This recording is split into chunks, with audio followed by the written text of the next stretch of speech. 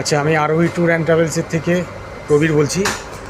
আপনারা যে গত 22 তারিখ নৈনিতাল ট্যুরে বেরিয়েছিলেন আরোহী ট্যুর অ্যান্ড ট্রাভেলসের সাথে, আপনাদের কেমন লাগলো পরিষেবা, সব কিছু, হোটেল, গাড়ি একটু বলবেন?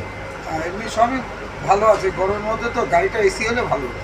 আচ্ছা, হোটেল, খাওয়া দাওয়া? হ্যাঁ ভালো, ভালো ছিল? হ্যাঁ খুব ভালো ছিল। হোটেল ভালো, খাওয়া ভালো এবং পরিষেবা যে দিয়েছে তার ব্যবহারও ভালো। আচ্ছা, মানে প্রবীরের ব্যবহার আপনার ভালো লেগেছে? হ্যাঁ, তাই কোভিডের পরিষেবাটা ভালো লেগেছে। আচ্ছা, থ্যাংক ইউ। আচ্ছা স্যার, আপনারা একটু বলবেন? হ্যাঁ, একই কথাই বলবো। গাড়িটা একটু ভালো হলে আরো ভালো হতো।